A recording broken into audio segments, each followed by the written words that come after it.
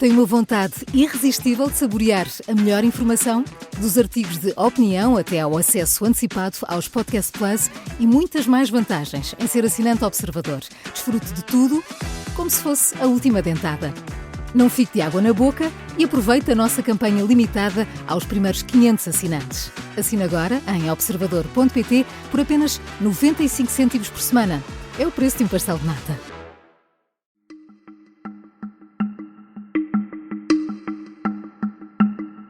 Esta é a história do dia da Rádio Observador. Quando vão acabar os incêndios na Califórnia?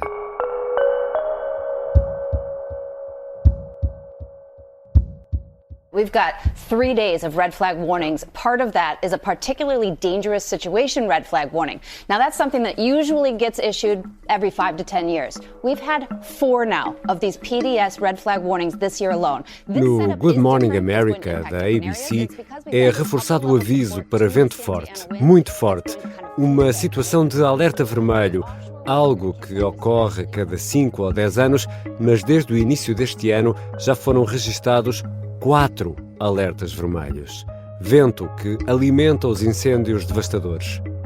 A situação na Califórnia continua muito complicada, com mais de 160 km² de área ardida, o equivalente a mais do que uma vez e meia o Conselho de Lisboa.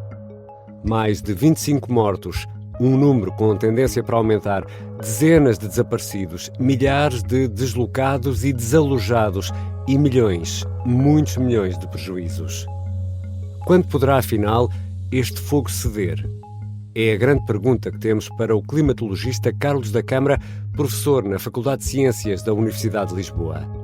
Eu sou Ricardo Conceição e esta é a história do dia de terça-feira, 14 de janeiro.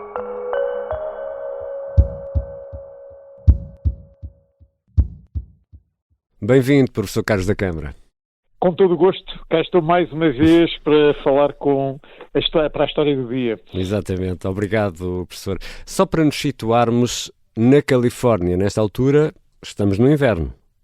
Estamos perfeitamente no inverno, é o inverno no hemisfério norte, tal como na Europa, portanto é inverno pleno, sem haver hipótese de qualquer confusão. Mas a ideia que temos da Califórnia é que é sol e praia todo o ano, mas também há inverno, também há temperaturas baixas, frio.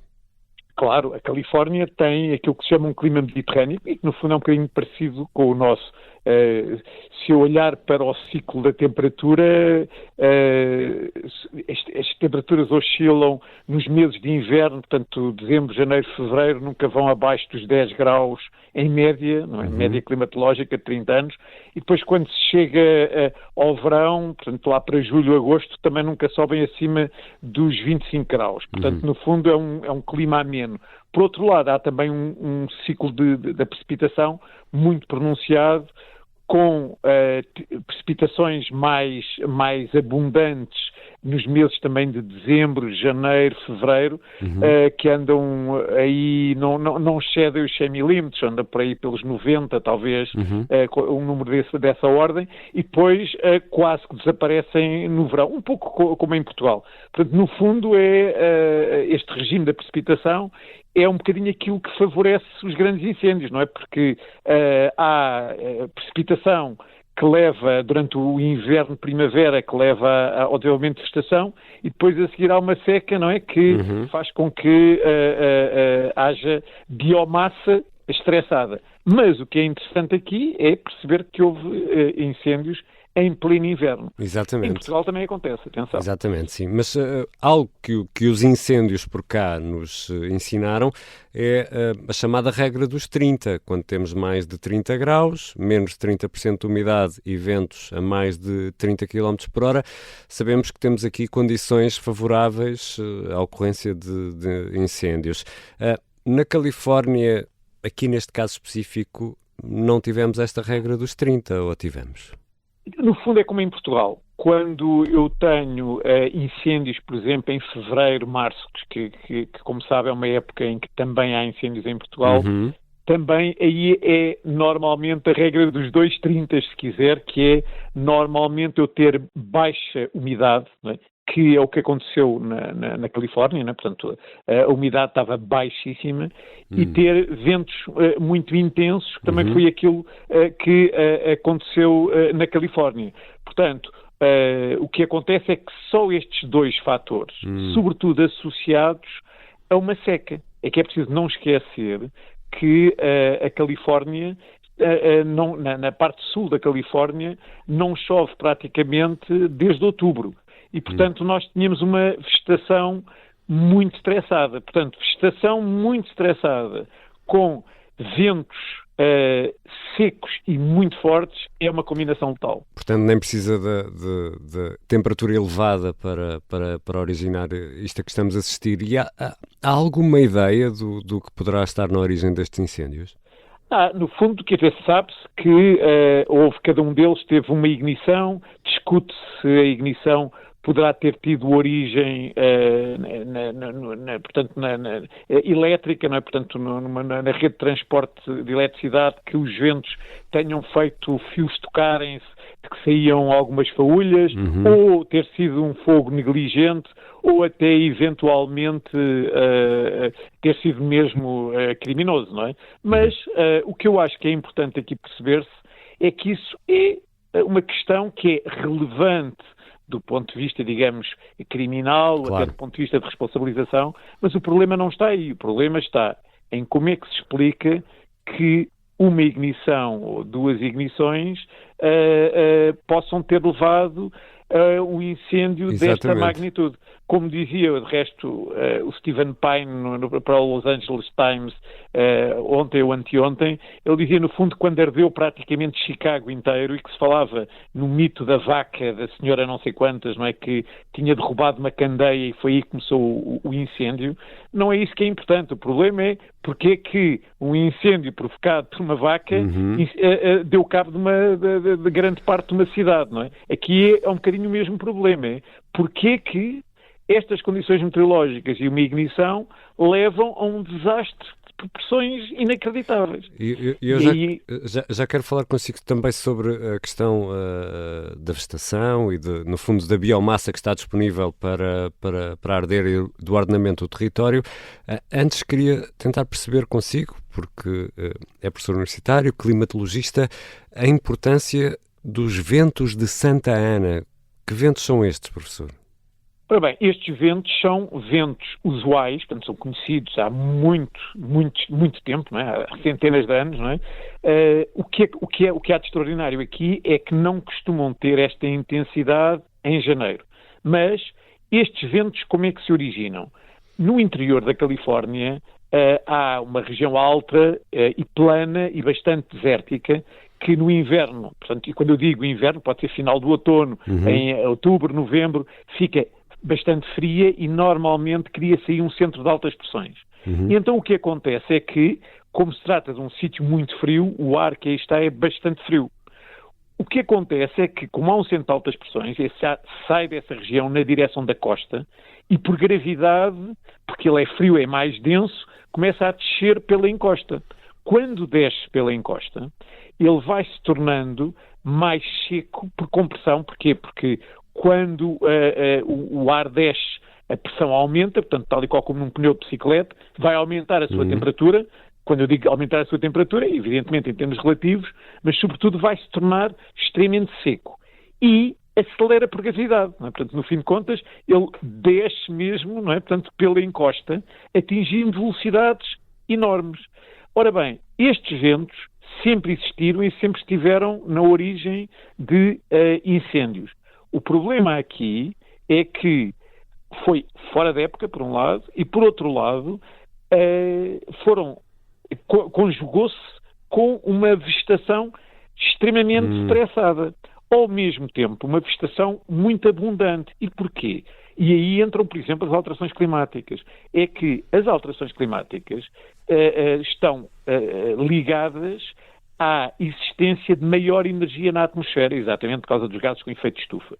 E, por outro lado, a uma maior quantidade de vapor de água. Este ano, 2024, bateu o recorde de quantidade de vapor de água armazenado, porque se a atmosfera está mais quente, tem capacidade de armazenar mais vapor de água. Então o que é que vai acontecer? Vamos ter um ciclo da água muitíssimo mais extremo, com, digamos, secas mais secas, passa o pleonasmo, e precipitações mais intensas. Ora, isto o que é que acontece? É preciso lembrarmos que há 2 anos e o ano passado a Califórnia teve cheias. Portanto, o que acontece é que havia mais biomassa que, entretanto, foi estressada por uma seca bastante grave. Portanto, no fundo, lá está, tínhamos muita biomassa seca, conjugado com ventos de grande velocidade e com ar muito seco, para efeitos de uma ignição se desenvolver espetacularmente, é o que é preciso do ponto de vista meteorológico. Já voltamos à conversa com o climatologista Carlos da Câmara, professor da Faculdade de Ciências da Universidade de Lisboa. E afinal, quando será possível controlar estes incêndios?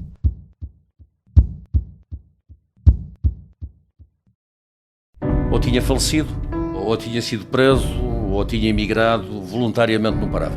Esta é a conturbada investigação ao assassino em série que há 30 anos aterrorizou o país e desafiou a PJ. Uma história de pistas falsas, escutas surpreendentes e armadilhas perigosas. Episódio 5. Um roubo na sala de autópsias. A Caça ao Estripador de Lisboa é uma série para ouvir em 6 episódios que faz parte dos Podcast Plus do Observador. É narrada por mim, Inês Castelo Branco, e tem banda sonora original de Mário Lajinha. Os Podcast Plus do Observador têm o apoio da Kia. Estamos de regresso à conversa com o climatologista Carlos da Câmara. Professor, quando falamos de incêndios, temos sempre a nossa realidade presente. Já explicou que o clima na Califórnia é semelhante ao nosso. O que é mais comparável entre Portugal e a Califórnia? O que me vem imediatamente à cabeça é o 15 de outubro de 2017. Também já foi fora da época, evidentemente que a temperatura era mais elevada, mas o que tivemos foi um verão extremamente seco e um furacão, o Ofélia, que gerou ventos de sul extremamente intensos.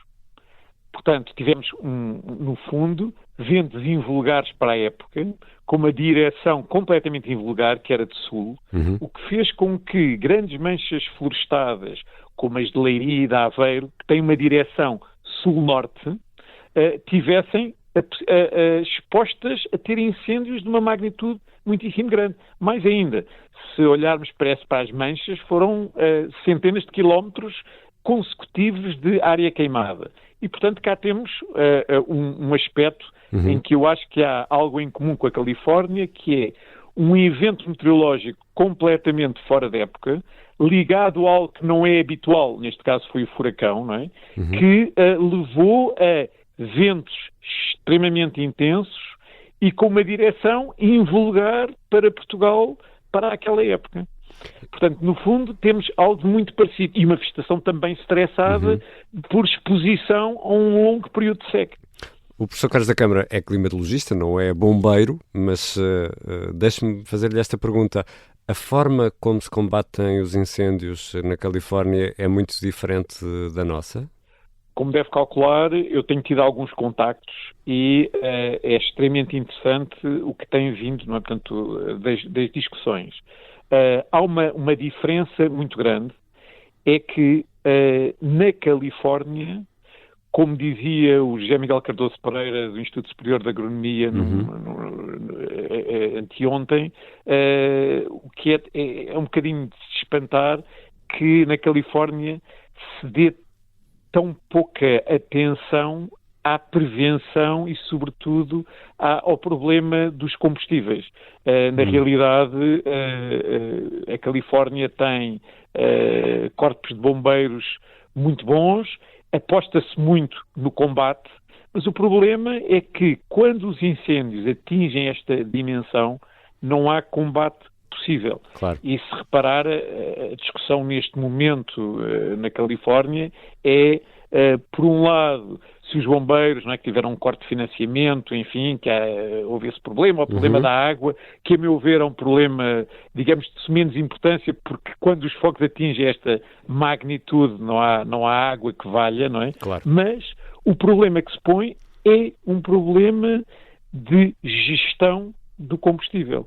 E aí isso implica, de facto, envolver a população, porque é preciso perceber que estes fogos em Los Angeles são essencialmente fogos urbanos. Exato, exatamente. É um problema de fogos urbanos e de um completo desajustamento da paisagem urbana misturada com a vegetação e que, perante um evento meteorológico com um background de alterações climáticas, está completamente desajustado. Como fazia notar um especialista americano, e também portugueses, também dá que notar isso, é que se olhar para as fotografias, vai ver, ou mesmo para os filmes, vai ver que arderam as casas, mas as árvores não arderam.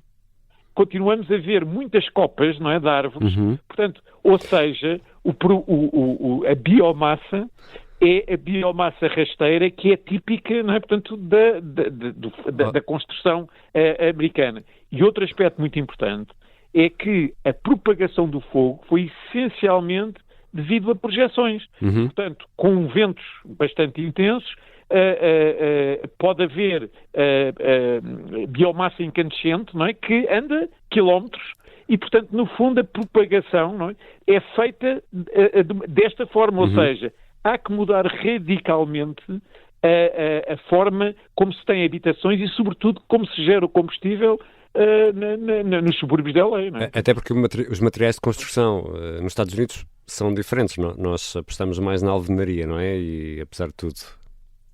Exatamente. Eu vivi nos Estados Unidos e também tinha uma casa de madeira, não é? Portanto, no fundo é impressionante porque aquilo que sobra são os tijolos das chaminés e algumas estruturas de ferro, de escadas, etc. Portanto, no fundo, mostra que há que mudar radicalmente, portanto, a forma como estão desenhadas as cidades, porque não são compatíveis, esta arquitetura não é compatível com o tipo de situações que vão tornar-se cada vez mais frequentes. E aí, outra vez, a meteorologia e, sobretudo, a climatologia, que deve servir de alerta, que é este género de situações vão ser mais frequentes num futuro próximo.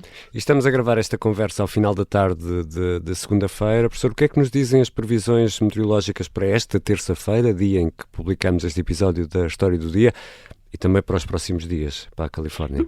Eu, não sendo o meteorologista operacional, não é? De facto, eu estive a olhar um bocadinho para os mapas e não me parece que haja boas notícias para as próximas horas. Aparentemente, para quarta, quinta, talvez haja uma janela de oportunidade. Mas o que eu acho que é preocupante, e às vezes em Portugal também é preocupante, é quando a meteorologia é que manda nos fogos. Eu costumo sempre dizer que a meteorologia manda nos fogos porque nós deixamos que ela mande. E, portanto, é outra vez a mensagem importante é que a meteorologia não é controlável, mas é previsível. As previsões têm sido impecáveis, mesmo na Califórnia, porque senão, se já houve críticas a tudo, não houve ainda uma única crítica à meteorologia. Portanto, os alertas foram dados a tempo e horas, os modelos têm funcionado muitíssimo bem. Portanto, a meteorologia é previsível, não é controlável.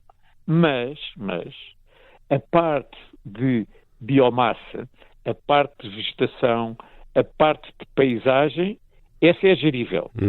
E, sobretudo, a parte humana, que é outra componente, não é? Porque quase certamente, direta ou indiretamente, as ignições tiveram a ver com atividades humanas, essa é educável. E, portanto, nós temos que olhar para as duas vertentes, a que é gerível e a que é educável, porque é a única maneira de poder fazer frente a fenómenos desta natureza que tenho a certeza absoluta que vão ser replicados no futuro próximo. Portanto, perante esse quadro, diria que é imprevisível quando é que poderá este fogo começar a ceder ou mesmo ser extinto. Não conseguimos ainda nesta altura ter uma previsão, professor? Eu acho que é complicado, porque repare, mesmo neste fim de semana que a meteorologia deu algumas tréguas, os incêndios são de tal maneira brutais que eu vi que se conseguiram dominar 30%, o das Palisades, tenho ideia que era à volta de 30%, outros também aí por essa ordem de grandeza. E, de facto, eu não acredito que seja com retardantes e com água e com aviões que se vai resolver o problema. Infelizmente vai ser muito, muito, muito complicado. E, portanto, a mensagem é percebermos que não devemos, nem por um lado, pôr as alterações climáticas como bote expiatório, nem culpar as ignições. O que temos é que culpar uma ausência de estratégia, e essa estratégia demora anos a ser implementada, mas tem mesmo que ser implementada, e que é de haver uma inadequação da paisagem urbana e rural, não é? Para lidar com este tipo de eventos meteorológicos e, portanto, há que fazermos uma mudança radical. Isso aplica-se à Califórnia e aplica-se a Portugal, não é? Porque em Portugal também já se começou a perceber, e talvez estejamos um pouco mais adiantados, que a chave do problema está na prevenção. E combate tem que ser sempre encarado como uma falha da prevenção e não como uma vitória do combate. E essa mudança de paradigma é indispensável que aconteça. Obrigado, professor Carlos da Câmara. Foi um gosto. Carlos da Câmara é climatologista, professor na Faculdade de Ciências da Universidade de Lisboa. Esta foi a História do Dia. A sonoplastia é do Bernardo Almeida, a música do genérico do João Ribeiro. Eu sou o Ricardo Conceição. Até amanhã.